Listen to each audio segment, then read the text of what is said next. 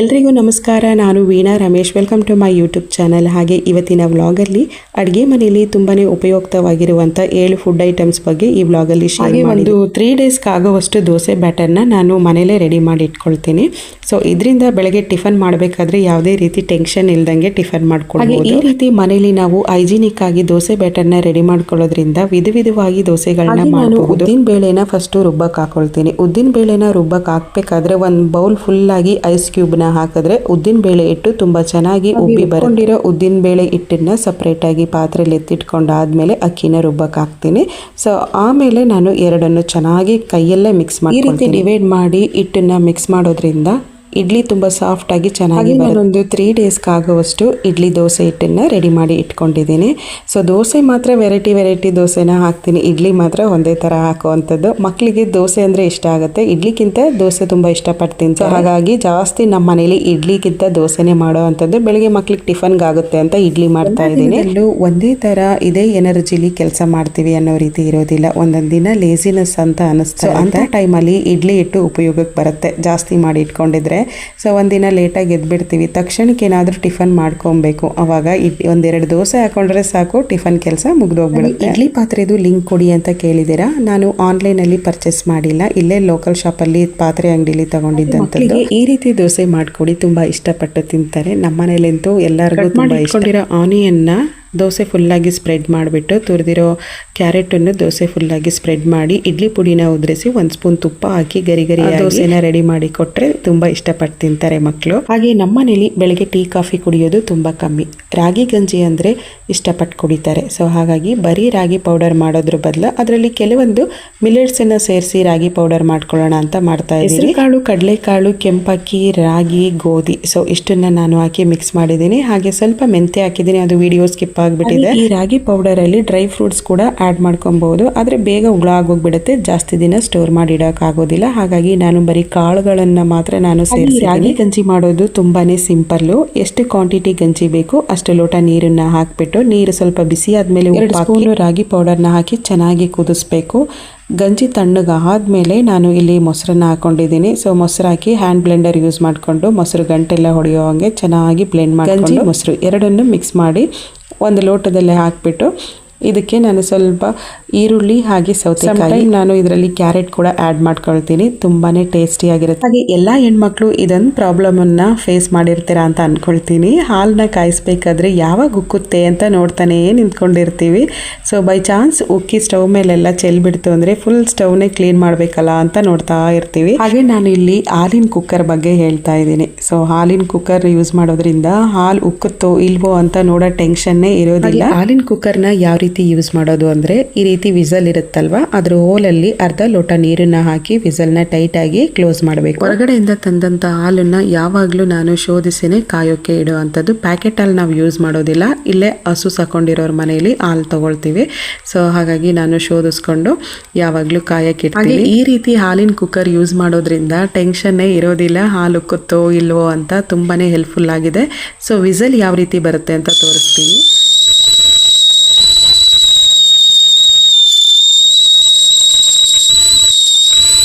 ಹಾಗೆ ಹಾಲಿನ ಕುಕ್ಕರಲ್ಲಿ 2 ಲೇಯರ್ ಪಾತ್ರೆ ಇರೋದ್ರಿಂದ ಫಸ್ಟ್ ಲೇಯರಲ್ಲಿ ನೀರನ್ನ ಫಿಲ್ ಮಾಡಿದೀವಿ. ಆಮೇಲೆ ಇನ್ನೊಂದು ಲೇಯರಲ್ಲಿ ಹಾಲು ಹಾಕಿರೋದ್ರಿಂದ ಹಾಲು ಕಾಯುತ್ತೆ. ಬಟ್ ಇದರಿಂದ ಕೆನೆನೂ ಚೆನ್ನಾಗಿ ಕಟ್ಟುತ್ತೆ ಮತ್ತೆ ಹಾಲು ಕೂಡ ಆಚೆ ಚೆಲ್ಲೋದಿಲ್ಲ. ಇಲ್ಲಿ ನಾವು ಪನ್ನೀರ್ನ ಯಾವ ರೀತಿ ರೆಡಿ ಮಾಡ್ಕೊಳ್ಳೋದು ಅಂತ ತೋರಿಸ್ತಾ ಇದ್ದೀನಿ. ಸೊ ಪನ್ನೀರ್ ಮಾಡಬೇಕಾದ್ರೆ ಹಾಲು ಸ್ವಲ್ಪ ಬಿಸಿಗೆ ಇರಬೇಕು. ತುಂಬಾ ತಣ್ಣಗಿರುವಂಥ ಹಾಲಿಗೆ ನಿಂಬೆ ರಸನ ಬೇಗ ಹಾಲು ಹೊಡೆದಂಗೆ ಇರೋದಿಲ್ಲ. ಸೊ ಹಾಗಾಗಿ ಸ್ವಲ್ಪ ಬಿಸಿಗಿರುವಂಥ ಹಾಲಿಗೆ ನಿಂಬೆ ರಸನ ಹಾಕೋದ್ರಿಂದ ಬೇಗ ಹಾಲು ಹೊಡೆದಂಗೆ ಆಗುತ್ತೆ. ಸೊ ಇದನ್ನ ಈ ರೀತಿ ಪನ್ನೀರಾಗಿ ಕನ್ವರ್ಟ್ ಮಾಡ್ಕೊಬೋದು. ಬೈ ಚಾನ್ಸ್ ಮನೆಯಲ್ಲಿ ಹಾಲು ಕಾಯಿಸ್ಬೇಕಾದ್ರೇ ಒಡೆದೋಯ್ತು ಅಂತ ಅಂದರೆ ಅದನ್ನು ಹೊರಗಡೆ ಚೆಲ್ದಂಗೆ ಪನ್ನೀರ್ ಕೂಡ ಮಾಡ್ಕೊಳ್ಬಹುದು. ಸೊ ಈ ರೀತಿ ಪನ್ನೀರ್ ಬಾಕ್ಸನ್ನು ತಗೊಂಡಿದ್ದೀನಿ. ಈ ಪನ್ನೀರ್ ಬಾಕ್ಸನ್ನು ಯೂಸ್ ಮಾಡಿಕೊಂಡು ನಾನು ಪನ್ನೀರ್ನ ರೆಡಿ ಮಾಡ್ಕೊಳ್ತೀನಿ. ಹಾಗೆ ನೀರು ಚೆನ್ನಾಗಿ ಶೋಧಿಸ್ಕೊಳ್ಳೋಕ್ಕಾಗಿ ನಾನು ಒಂದು ಪಾತ್ರೆ ಇಟ್ಕೊಂಡಿದ್ದೀನಿ. ಆ ಪಾತ್ರೆ ಮಧ್ಯದಲ್ಲಿ ಒಂದು ಶೋಧಿಸ್ಕೊಳ್ಳೋಕ್ಕೆ ಜಾಲರಿ ಪಾತ್ರೆನ ಇಟ್ಕೊಂಡು ಅದರಲ್ಲಿ ಪನ್ನೀರ್ ಬಾಕ್ಸನ್ನು ಹಾಲನ್ನ ಪನ್ನೀರ್ ಬಾಕ್ಸಲ್ಲಿ ಹಾಕಿಬಿಟ್ಟು ಸ್ವಲ್ಪ ಕ್ಯಾಪ್ನ ಟೈಟಾಗಿ ಕ್ಲೋಸ್ ಮಾಡಿ ಅದ್ರ ಮೇಲೆ ತೂಕವಾಗಿ ತೆಳುವಾಗಿರುವಂಥ ವಸ್ತುನ ಇಡಬೇಕು. ಸೊ ನಾನು ಉಪ್ಪಿನ ಜಾಡಿನ ಇಟ್ಟಿದ್ದೀನಿ. ಸೊ ಕರೆಕ್ಟ್ ಆ ಬಾಕ್ಸಿಗೆ ಅಳತೆಗೆ ಕೂತ್ಕೊಳ್ಳುತ್ತೆ ಅಂತ ಹೇಳ್ಬಿಟ್ಟು ಇಟ್ಟಿದ್ದೀನಿ. ನೈಟ್ ಮಾಡಿಡಬೇಕು. ಏನಕ್ಕೆ ಅಂತ ಅಂದರೆ ನೈಟ್ ಓವರ್ ನೈಟ್ ಫುಲ್ಲು ಅದರ ಮೇಲೆ ವೆಯ್ಟ್ ಇಟ್ಟಿರೋದ್ರಿಂದ ನೀರೆಲ್ಲ ಚೆನ್ನಾಗಿ ಡ್ರೈ ಆಗಿರುತ್ತೆ, ಪನ್ನೀರ್ ಕೂಡ ತುಂಬ ಚೆನ್ನಾಗಿ ಸಾಫ್ಟಾಗಿ ರೆಡಿಯಾಗಿರುತ್ತೆ. ಬೆಳಗ್ಗೆ ಮಾಡ್ತೀವಿ ಅಂತ ಅಂದರೆ ಸೊ ಅದನ್ನು ಅವತ್ತು ಯೂಸ್ ಮಾಡೋಕ್ಕಾಗೋದಿಲ್ಲ, ನೆಕ್ಸ್ಟ್ ಡೇನೇ ಯೂಸ್ ಮಾಡಬೇಕಾಗುತ್ತೆ. ಯಾಕಂದರೆ 1 ರಿಂದ 8 ಗಂಟೆ ಕಾಲ ಬೇಕು ಪನ್ನೀರ್ ರೆಡಿ ಆಗೋಕ್ಕೆ. ನೀಟಾಗಿ ಆ ನೀರೆಲ್ಲ ಡ್ರೈ ಆಗಬೇಕಲ್ವಾ, ಸೊ ಹಾಗಾಗಿ. ಹಾಗೆ ನೆಕ್ಸ್ಟ್ ಮನೇಲಿ ತುಂಬ ಚೆನ್ನಾಗಿ ಬೆಣ್ಣೆ ತುಪ್ಪನ ರೆಡಿ ಮಾಡ್ಕೊಬಹುದು. ದಿನನಿತ್ಯ ಹಾಲನ್ನ ಕಾಯಿಸಿ ಇಟ್ಟಿದ ಮೇಲೆ ಸ್ವಲ್ಪ ಬಿಸಿ ಆರಿದ ಮೇಲೆ ತುಂಬ ಚೆನ್ನಾಗಿ ಕೆನೆ ಬಂದಿರುತ್ತೆ. ನಾನಿಲ್ಲಿ ಸ್ಟೋರ್ ಮಾಡಿ ಇಟ್ಕೊಂಡಿರೋದು 1 ವೀಕ್. 1 ವೀಕಿಂದ ನಾನು ಹಾಲಿನ ಕೆನೆ ಎಲ್ಲ ನೀಟಾಗಿ ಸ್ಟೋರ್ ಮಾಡಿ ಫ್ರೀಜರಲ್ಲಿ ಇಟ್ಕೊಂಡಿರ್ತೇನೆ. ಸೊ ಇವಾಗ ಇದನ್ನು ನಾನು ಬೆಣ್ಣೆ ಮಾಡಬೇಕು. ಸೊ ಹಾಗಾಗಿ ಸ್ವಲ್ಪ ಮೊಸರು ಹಾಕೊಂಡು ಹಾಲಿನ ಕೆನೆ ಎಲ್ಲ ಏನು ಸ್ಟೋರ್ ಮಾಡಿ ಇಟ್ಕೊಂಡಿದ್ದೆ ಅದನ್ನೆಲ್ಲ ಇವಾಗ ಬೆಣ್ಣೆ ಮಾಡೋಣ ಅಂತ ಎಲ್ಲ ಒಂದು ಪಾತ್ರೆಯಲ್ಲಿ ಹಾಕೊಳ್ತಾ ಇದ್ದೀನಿ. ಬೆಣ್ಣೆ ತೆಗಿಬೇಕಾದ್ರೆ ಐಸ್ ವಾಟರ್ನ ಸ್ವಲ್ಪ ಮೊಸರಲ್ಲಿ ಮಿಕ್ಸ್ ಮಾಡ್ಕೊಂಡು ಬೆಣ್ಣೆ ತೆಗಿಯೋದ್ರಿಂದ ಬೇಗನೆ. ನಾನು ಇಲ್ಲಿ ಹ್ಯಾಂಡ್ ಬ್ಲೆಂಡರ್ನ ಯೂಸ್ ಮಾಡ್ಕೊಂಡು ಬೆಣ್ಣೆನ ಮಾಡ್ಕೊಳ್ತಾ ಇದ್ದೀನಿ. ಇದು ಎಲೆಕ್ಟ್ರಿಕ್ ಹ್ಯಾಂಡ್ ಬ್ಲೆಂಡರ್, ಚಾರ್ಜ್ ಹಾಕೊಂಡು ಇದನ್ನ ಯೂಸ್ ಮಾಡ್ಕೊಬಹುದು. ಬ್ಯಾಟ್ರಿ ಹ್ಯಾಂಡ್ ಬ್ಲೆಂಡರ್ ಅಲ್ಲ ಇದು. ಇದನ್ನ ನಾನು ಅಮೆಝಾನ್ ಅಲ್ಲಿ ತಗೊಂಡಿದ್ದಂಥದ್ದು. ಲಿಂಕ್ ಅನ್ನ ಡಿಸ್ಕ್ರಿಪ್ಷನ್ ಬಾಕ್ಸ್ ಅಲ್ಲಿ ಕೊಟ್ಟಿರ್ತೀನಿ, ಚೆಕ್ ಮಾಡಬಹುದು. ತುಂಬಾನೇ ಯೂಸ್ಫುಲ್ ಇದೆ. ಸೊ ಇದರಲ್ಲಿ ಈ ರೀತಿ 2 ಟೂಲ್ಸ್ ನ ಕೊಟ್ಟಿದ್ದಾರೆ. ಒಂದು ಕಾಫಿ ಮಾಡ್ಕೊಳ್ಳೋಕೆ ಯೂಸ್ ಮಾಡ್ಕೊಳ್ತೀನಿ. ಸೊ ಇನ್ನೊಂದು ಈ ರೀತಿ ಬೆಣ್ಣೆ ಮಾಡ್ಕೊಳ್ಳೋಕೆ ಯೂಸ್ ಮಾಡಿ. ಮೊದಲು ನಾನು ಮಜ್ಜಿಗೆ ಕಡಿಬೇಕಾದ್ರೆ ಮಂತ್ ಯೂಸ್ ಮಾಡ್ಕೊಂಡು ಮಜ್ಜಿಗೆ ಕಡಿತಾ ಇದ್ದೆ. ಇವಾಗ ಈ ಬ್ಲೆಂಡರ್ ನ ಯೂಸ್ ಮಾಡ್ಕೊಂಡು ಕಡಿಯೋ ಮಂತಲ್ಲಿ ಕಡಿಬೇಕಾದ್ರೆ ಒಂದು 1/2 hour ಆದ್ರೂ ಆಗೋದು. ಸೊ ಈ ಬ್ಲೆಂಡರ್ ಯೂಸ್ ಮಾಡಿದ್ಮೇಲೆ 1/2 hour ಗಿಂತ ಕಮ್ಮಿನೇ ಆಗುತ್ತೆ, ಬೇಗನೆ ಬೆಣ್ಣೆ ರೆಡಿ ಆಗೋಗ್ಬಿಡುತ್ತೆ. ಸೊ ನಾನು ಹೇಳಿದ್ನಲ್ಲ, ಸ್ವಲ್ಪ ಕೂಲ್ ವಾಟರ್ ಹಾಕೊಂಡ್ರೆ ಬೆಣ್ಣೆ ಕೈಗೆ ಅಂಟೋದೇ ಇಲ್ಲ, ಅಷ್ಟು ಚೆನ್ನಾಗಿ ಬೆಣ್ಣೆ. ಹಾಗೆ ನಮ್ಮನೇಲಿ ಮಕ್ಕಳು ಕೆನೆ ತಿನ್ನೋಕೆ ಇಷ್ಟಪಡೋದಿಲ್ಲ, ಹಾಗಾಗಿ ಸ್ಟೋರ್ ಮಾಡ್ಕೊಂಡು ನಾನು ಬೆಣ್ಣೆ ಮಾಡ್ಕೊಂಡು ತುಪ್ಪ ಕಾಯಿಸ್ಕೊಟ್ಬಿಡ್ತೇನೆ. ಸೊ ತುಪ್ಪ ಆದರೆ ಊಟದ ಜೊತೆಗೆ ಹಾಕೊಂಡು ಊಟ ಮಾಡ್ತಾರೆ. ಬೆಣ್ಣೆ ತುಪ್ಪ ಕೊಡೋದು ಮಕ್ಕಳಿಗೆ ತುಂಬಾನೇ ಒಳ್ಳೆಯದು. ಬೆಣ್ಣೆ ಸ್ವಲ್ಪ ಜಾಸ್ತಿ ಇದೆ ಅಂದರೆ ತುಪ್ಪ ಆವಾಗಲೇ ಕಾಯಿಸಿ ಇಟ್ಕೊಂಡು ಬಿಡ್ತೀನಿ. ಬೆಣ್ಣೆ ಸ್ವಲ್ಪ ಕಮ್ಮಿ ಇದೆ ಅಂದರೆ ಫ್ರಿಜ್ಜಲ್ಲಿ ಸ್ಟೋರ್ ಮಾಡಿಬಿಟ್ಟು ನೆಕ್ಸ್ಟ್ ವೀಕು ಬೆಣ್ಣೆ ರೆಡಿ ಮಾಡ್ಕೊಂಡಾಗ ಎರಡನ್ನ ಜೊತೆಲೆ ತುಪ್ಪ ಕಾಯಿಸ್ಕೊಳ್ತೀನಿ. ನಾನು ಬೆಣ್ಣೆನ ಫ್ರೀಸರಲ್ಲಿ ಸ್ಟೋರ್ ಮಾಡಿ ಇಟ್ಬಿಡ್ತೀನಿ. ಒಂದು ಎಂಟಿ ಬಾಕ್ಸಿಗೆ ಸ್ವಲ್ಪ ಐಸ್ ವಾಟರ್ನ ಹಾಕಿ ಅದರಲ್ಲಿ ಬೆಣ್ಣೆನ ಹಾಕಿಬಿಟ್ಟು ಸ್ಟೋರ್ ಮಾಡಿ ಇಡ್ತೀನಿ. ಬೈ ಚಾನ್ಸ್ ಏನಾದರೂ ಫ್ರೀಸರಲ್ಲಿ ಇಡೋದಿಲ್ಲ, ಫ್ರಿಜ್ಜಲ್ಲೇ ಒಂದು ಸ್ಟೆಪ್ಪಲ್ಲಿ ಇಡ್ತೀವಿ, ತರಕಾರಿ ಎಲ್ಲ ಜೋಡಿಸ್ತೀವಲ್ವ, ಸೊ ಆ ರೀತಿ ಬೆಣ್ಣೆನ ಇಟ್ಕೊಳ್ತೀನಿ. ಅಂದರೆ ಅಷ್ಟು ನೀರನ್ನು ಹಾಕಿ ನೀಟಾಗಿ ಕ್ಯಾಪ್ನ ಕ್ಲೋಸ್ ಮಾಡಿ ಇಡೋದ್ರಿಂದ ಯಾವುದೇ ರೀತಿ ಸ್ಮೆಲ್ ಬರೋದಿಲ್ಲ. ಈ ರೀತಿ ಬೆಣ್ಣೆನ ಸ್ಟೋರ್ ಮಾಡಿ ಇಟ್ಕೊಬಹುದು. ಸೊ ನಾನು ಇವಾಗ ಬೆಣ್ಣೆ ಎಲ್ಲ ರೆಡಿ ಮಾಡಿ ಇಟ್ಕೊಂಡಿದ್ದೀನಿ. ಪಕ್ಕದಲ್ಲೇ ಒಂದು ಪಾತ್ರೆಯಲ್ಲಿ ಐಸ್ ವಾಟರ್ ಕೂಡ ಇಟ್ಕೊಂಡಿದ್ದೀನಿ. ಮಜ್ಜಿಗೆಯಿಂದ ಬೆಣ್ಣೆ ತೆಗೆದು ಐಸ್ ವಾಟರಲ್ಲಿ ಹಾಕ್ಬಿಟ್ಟು ಆಮೇಲೆ ನಾನು ಬಾಕ್ಸಲ್ಲಿ ಸ್ಟೋರ್ ಮಾಡಿ ಇಟ್ಕೊಳ್ತೀನಿ. ಕೈಗೆ ಸ್ವಲ್ಪನೂ ಅಂಟೋದಿಲ್ಲ ಐಸ್ ವಾಟರ್ ಯೂಸ್ ಮಾಡೋದ್ರಿಂದ, ಮತ್ತೆ ಮಜ್ಜಿಗೆ ಸ್ಮೆಲ್ ಕೂಡ ಇರೋದಿಲ್ಲ. ಮನೆಯಲ್ಲಿ ಬೆಣ್ಣೆನ ಈ ರೀತಿ ಹೈಜಿನಿಕ್ ಆಗಿ ನಾವೇ ರೆಡಿ ಮಾಡ್ಕೊಳ್ಳೋದು ತುಂಬಾನೇ ಒಳ್ಳೆಯದು. ಮನೆಯಲ್ಲಿ ಈ ರೀತಿ ಬೆಣ್ಣೆ ಇದ್ರೆ ಚಪಾತಿಗೆ ಬೆಣ್ಣೆ ಹಚ್ಚಿ ರೋಲ್ ಮಾಡಿಕೊಟ್ರೆ ಮಕ್ಕಳು ಇಷ್ಟಪಟ್ಟು ತಿಂತಾರೆ. ಮತ್ತೆ ಬೆಣ್ಣೆ ದೋಸೆ ಹಾಕೊಟ್ರೆ ತಿಂತಾರೆ. ಹಾಗೆ ಬ್ರೆಡ್ಡಿಗೆ ಬೆಣ್ಣೆ ಹಚ್ಚಿ ಬ್ರೆಡ್ ರೋಸ್ಟ್ ಕೂಡ ಮಾಡ್ಕೊಬಹುದು. ಕೆಲವೊಂದು ಸಲ ಸಾಂಬಾರ್ಗೂ ಕೂಡ ಬೆಣ್ಣೆ ಒಗ್ಗರಣೆ ಹಾಕ್ಬೋದು. ಮಜ್ಜಿಗೆ ಸಾಂಬಾರ್ ಆಗಿರ್ಬೋದು, ಸೊಪ್ಪಿನ ಸಾಂಬಾರ್ ಆಗಿರ್ಬೋದು, ಟೊಮೊಟೊ ರಸಮ್ ಆಗಿರ್ಬೋದು, ಇದಕ್ಕೆಲ್ಲ ಬೆಣ್ಣೆಲಿ ಒಗ್ಗರಣೆ ಹಾಕಿ ನೋಡಿ ತುಂಬಾನೇ ಟೇಸ್ಟ್ ಆಗಿ. ಬೆಣ್ಣೆ ತುಪ್ಪ ತಿನ್ನೋದ್ರಿಂದ ನಾವು ದಪ್ಪ ಆಗ್ತೀವಿ ಅಂತ ಅನ್ಕೊಳ್ತೀವಿ. ಇದು ಬ್ಯಾಡ್ ಫ್ಯಾಟ್ ಅಂತ ಅನ್ಕೊಳ್ತಾ ಇರ್ತೀವಿ, ಬಟ್ ಇದು ಬ್ಯಾಡ್ ಫ್ಯಾಟ್ ಅಲ್ಲ, ಗುಡ್ ಫ್ಯಾಟ್. ಬೆಣ್ಣೆ ತುಪ್ಪ ತಿನ್ನೋದ್ರಿಂದ ಆರೋಗ್ಯವಾಗಿ ಇರ್ತೀವಿ. ಹಾಗೆ ನಾನು ಮೊದಲು ಹೇಳಿದ್ನಲ್ಲ, ಒಂದು ಗ್ಲಾಸ್ ಬಾಕ್ಸ್ ಅಲ್ಲಿ ಬೆಣ್ಣೆನ ಸ್ಟೋರ್ ಮಾಡಿ ಇಡ್ತಾ ಇದ್ದೀನಿ. ಸೊ ಈ ಬೆಣ್ಣೆ ಸ್ಟೋರ್ ಮಾಡಿ ಇಡಬೇಕಾದ್ರೆ ಸ್ವಲ್ಪ ಐಸ್ ವಾಟರ್ನ, ನಾನು ಬೆಣ್ಣೆ ಫುಲ್ ಆಗಿ ಹಾಕ್ತಾ ಇಲ್ಲ, ಫ್ರೀಸರ್ ಅಲ್ಲಿ ಸ್ವಲ್ಪನೇ ಐಸ್ ವಾಟರ್ನ ಹಾಕಿ ಬೆಣ್ಣೆನ ಇದರಲ್ಲಿ ಸ್ಟೋರ್ ಮಾಡಿ ನೀಟಾಗಿ ಕ್ಲೋಸ್ ಮಾಡಿ ಇಡ್ತಾ ಇದ್ದೀನಿ. ಹಾಗೆ ಈ ರೀತಿ ಸ್ಟೋರ್ ಮಾಡಿ ಇಡೋದ್ರಿಂದ ಬೆಣ್ಣೆ ಯಾವುದೇ ರೀತಿ ಸ್ಮೆಲ್ ಬರೋದಿಲ್ಲ. ಆರಾಮಾಗಿ 1 ವೀಕ್ ವರೆಗೂ ಸ್ಟೋರ್ ಮಾಡಿ ಇಟ್ಕೊಬಹುದು. ನಾನು ಬೆಣ್ಣೆ ತರೋದು ತುಂಬಾ ಕಮ್ಮಿ, ಮನೇಲೆ ಈ ರೀತಿ ಬೆಣ್ಣೆನ ರೆಡಿ ಮಾಡಿ ಇಟ್ಕೊಳ್ತೀನಿ. ನೆಕ್ಸ್ಟ್ ನಾನು ಮನೆಯಲ್ಲೇ ಸಾಂಬಾರ್ ಪೌಡರ್ನ ರೆಡಿ ಮಾಡ್ಕೊಳ್ತಾ ಇದ್ದೀನಿ. Veg and non veg 2 sambar powder ನಾನು ಮನೇಲೆ ರೆಡಿ ಮಾಡಿ ಇಟ್ಕೊಳ್ತೀನಿ. ಹಾಗೆ ಮಾರ್ಕೆಟ್ ಅಲ್ಲಿ ಎಷ್ಟೇ ವಿವಿಧ ರೀತಿಯ ಸಾಂಬಾರ್ ಪೌಡರ್ ಬಂದ್ರೂ ನಮಗೆ ಅಮ್ಮ ಅಜ್ಜಿ ಹೇಳ್ಕೊಟ್ಟಿರುವಂತ ಸಾಂಬಾರ್ ಪೌಡರ್ ರುಚಿನೇ. ಹಾಗೆ ವೆಜ್ ಸಾಂಬಾರ್ ಪೌಡರ್ ಮಾಡೋಕೆ ನಾನು ಏನೆಲ್ಲ ಸಾಮಗ್ರಿಗಳನ್ನ ತಗೊಂಡಿದ್ದೀನಿ ಅಂತ ತೋರಿಸ್ತಾ ಇದ್ದೀನಿ. ತೊಗರಿಬೇಳೆ 100 ಗ್ರಾಮು, ಅರಿಶಿಣದ ಕೊಂಬು, ಅಕ್ಕಿ 100 ಗ್ರಾಮ್ ತಗೊಂಡಿದ್ದೀನಿ. ಹಾಗೆ ಮೆಣಸು 50 ಗ್ರಾಮು, ಸಾಸಿವೆ 50 ಗ್ರಾಮ್ ತಗೊಂಡಿದ್ದೀನಿ. ಉದ್ದಿನ ಬೇಳೆ 100 ಗ್ರಾಮು, ಕಡಲೆಬೇಳೆ 100 ಗ್ರಾಮು, ಹೆಸರು ಕಾಳು 100 ಗ್ರಾಮು, ಹಾಗೆ ಮೆಂತೆ 1-2 ಸ್ಪೂನು. ಸೊ ಹಾಗೆ ಕರಿಬೇವಿನ ಸೊಪ್ಪು ಆ ಬೌಲ್ ಫುಲ್ಲಾಗಿ, ಕೈಯಲ್ಲಿ ಹೇಳಬೇಕು ಅಂದರೆ 1-2 ಇಡಿ ಫುಲ್ ಹಿಡಿಯುವಷ್ಟು ಕರಿಬೇವಿನ ಸೊಪ್ಪು. ಜೀರಿಗೆ ಮಾತ್ರ 200 ಗ್ರಾಮ್ ತಗೊಂಡಿದ್ದೀನಿ. ಹಾಗೆ 1.5 kg ಸಾಂಬಾರ್ ಬೀಜನ ತಗೊಂಡಿದ್ದೀನಿ. ಇದ್ರ ಜೊತೆಯಲ್ಲಿ ಗಟ್ಟಿ ಹಿಂಗ್ ಬರುತ್ತಲ್ವಾ, ಅದನ್ನ 1 ಪೀಸ್ ಹಾಕೊಬಹುದು. ಹಿಂಗೆ ತೋರಿಸಿಲ್ಲ ಹೇಳ್ತಾ ಇದ್ದೀರಾ ಅಂತ ಅನ್ಕೊಬಹುದು, ಬಟ್ ನಾನು ಹಿಂಗೆ ತೋರಿಸಿದ ವಿಡಿಯೋ ನಾನು ಆನೇ ಮಾಡಿಲ್ಲ, ಆ ರೀತಿ ವಿಡಿಯೋ ಮಾಡಿಬಿಟ್ಟಿದ್ದೀನಿ. ಸೊ ಹಾಗಾಗಿ ಹೇಳ್ಬಿಡೋಣ ಅಂತ ಹೇಳ್ತಾ ಇರೋವಂಥದ್ದು. ಹಾಗೆ ವೆಜ್ ಸಾಂಬಾರ್ ಪೌಡರ್ ರೆಸಿಪಿನ ಆಲ್ರೆಡಿ ನಾನು ವಿಡಿಯೋದಲ್ಲಿ ಅಪ್ಲೋಡ್ ಮಾಡಿದ್ದೀನಿ, ಡಿಸ್ಕ್ರಿಪ್ಷನ್ ಬಾಕ್ಸಲ್ಲಿ ಲಿಂಕ್ ಕೊಟ್ಟಿರ್ತೀನಿ, ಅದರಲ್ಲಿ ತೋರಿಸಿದ್ದೀನಿ ಅಂತ ಅನ್ಕೊಂಡಿದ್ದೀನಿ, ನೋಡ್ಬೋದು. ಸೊ ಹಾಗೆ ಮೊದಲು ನಾನು ಅಕ್ಕಿನ ಹುರ್ಕೊಳ್ತಾ ಇದ್ದೀನಿ.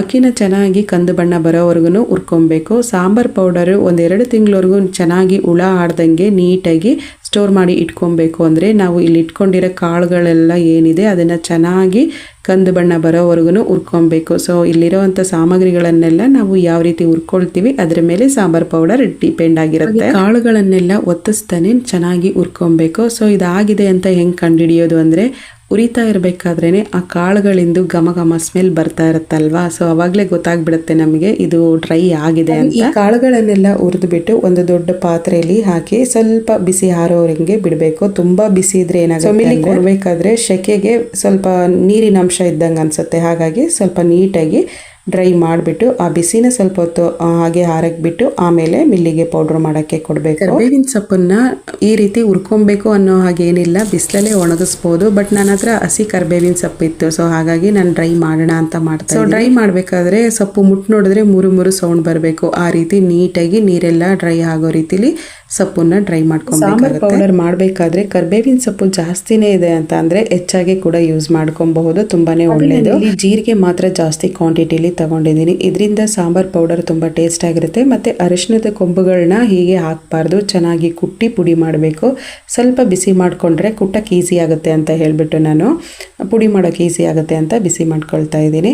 ಸೊ ಇಷ್ಟನ್ನು ನಾನು ಒಂದೇ ಸಾಂಬಾರ್ ಪೌಡರ್ಗೆ ಹಾಕೋದಿಲ್ಲ, ನಾನ್ ವೆಜ್ ಸಾಂಬಾರ್ ಪೌಡರ್ಗೆ ಡಿವೈಡ್ ಮಾಡಿ ಹಾಕಬೇಕು. ಸೊ ಹಾಗಾಗಿ ಒಂದ್ಸಲ ಹುರಿದು ಬಿಡೋಣ ಅಂತ ಹುರ್ಕೊಳ್ತಾ ಇದ್ದೀನಿ. ಕೊರಿಯಂಡರ್ ಸೀಡ್ಸ್ ಇದನ್ನು ಕೂಡ ನಾನು ಸ್ವಲ್ಪ ಹೊತ್ತು ಬಿಸಿಲಲ್ಲಿ ಹಾಕಿದ್ದೆ, ಆದ್ರೂ ಒಂದು ಸ್ವಲ್ಪ ಬಿಸಿ ಮಾಡಿಬಿಡೋಣ ಅಂತ ಲೈಟಾಗಿ ಹಾಗೆ ಹುರ್ಕೊಳ್ತಾ ಇದ್ದೀನಿ. ಸೀಡ್ಸನ್ನು ಬಿಸಿಲಲ್ಲಿ ಒಣಗಿಸಿದ್ರೂ ಒಂದ್ಸಲ ಈ ರೀತಿ ಸಿಂಪಲ್ ಆಗಿ ಡ್ರೈ ಮಾಡೋದು ತುಂಬ ಒಳ್ಳೆಯದು, ಹಸಿ ಸ್ಮೆಲ್ ಇರೋದಿಲ್ಲ. ಸೊ ಹಾಗಾಗಿ ಸ್ವಲ್ಪ ಡ್ರೈ ಮಾಡ್ಕೊಳ್ತಾ ಇದ್ದೀನಿ. ಮತ್ತು ಇನ್ನು ಅರಿಶಿಣದ ಕೊಂಬೆಲ್ಲ ನೀಟಾಗಿ ಕುಟ್ಟಿ ಪುಡಿ ಮಾಡಿದ್ದೀನಿ. ಸೊ ಇದರಲ್ಲಿ ಡಿವೈಡ್ ಮಾಡಿ ಹಾಕ್ಬಿಡ್ತೀನಿ. ಹಾಗೆ ಇದು ವೆಜ್ ಸಾಂಬಾರ್ ಪೌಡರ್ ಆಗಿರೋದ್ರಿಂದ ರೆಡ್ ಚಿಲ್ಲಿನೂ ಕೂಡ ಇದರಲ್ಲೇ ಆ್ಯಡ್ ಮಾಡಿಬಿಟ್ಟು ನಾನು ಪೌಡ್ರ್ ಮಾಡಿಸ್ಕೊಳ್ತಾ ಇದ್ದೀನಿ. ಸಪ್ರೇಟಾಗಿ ಇದಕ್ಕೆ ಚಿಲ್ಲಿ ಪೌಡರ್ ಏನು ಹಾಕಿ ಕುಕ್ ಮಾಡಬೇಕು ಅನ್ನೋ ಹಂಗೇನಿಲ್ಲ, ಬರೀ ಇದೊಂದು ಪೌಡರ್ ಯೂಸ್ ಮಾಡ್ಕೊಂಡ್ರೆ ಸಾಂಬಾರ್ ಮಾಡಬೇಕಾದ್ರೆ ಬರೀ ಇದೊಂದು ಪೌಡರ್ ಮಾತ್ರ ಯೂಸ್ ಮಾಡ್ಕೊಂಡ್ರೆ ಸಾಕು. ವೆಜ್ ಸಾಂಬಾರ್ ಪೌಡರ್ಗೆ ಏನೇನೆಲ್ಲ ಬೇಕು ಎಲ್ಲ ಸಾಮಗ್ರಿಗಳನ್ನು ಹಾಕಿ ರೆಡಿ ಮಾಡಿ ಇಟ್ಟಿದ್ದೀನಿ. Next non veg sambar powder. So ಇದಕ್ಕೆ ನಾನು ಏನೆಲ್ಲ ತಗೊಂಡಿದ್ದೀನಿ ಅಂದರೆ ಚಕ್ಕೆ, ಲವಂಗ, ಮರಾಠಿ ಮೊಗ್ಗು, ಹಾಗೆ ಗಸಗಸೆ ಮತ್ತು ಸೋಂಬು ಕಾಳು, ಹಾಗೆ ಒಂದು ಜಾಯಿಕಾಯಿನ ಪುಡಿ ಮಾಡಿ ಹಾಕೊಂಡಿದ್ದೀನಿ.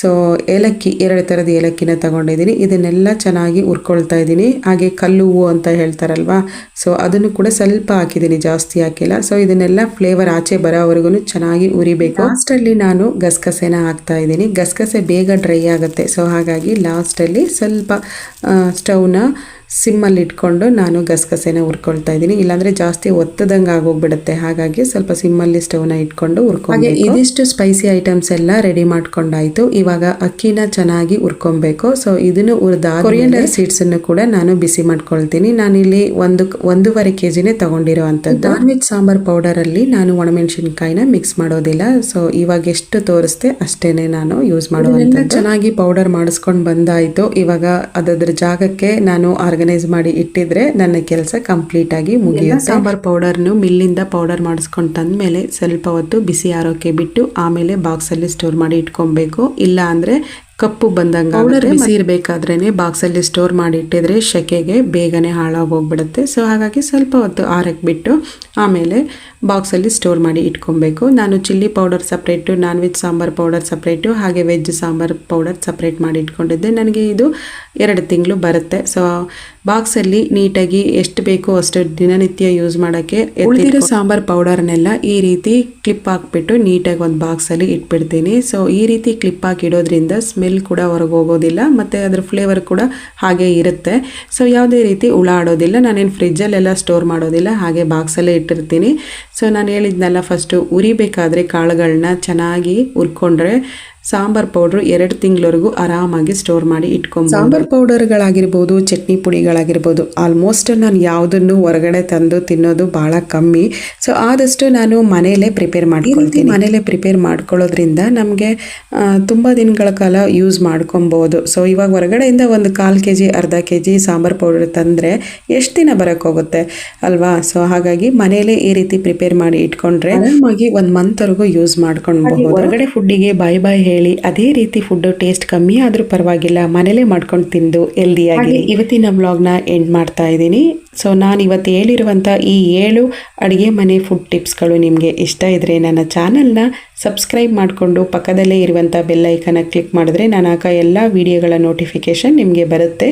ಸಿಗೋಣ ಮುಂದಿನ ವ್ಲಾಗಲ್ಲಿ. Thank you for watching and subscribe my channel.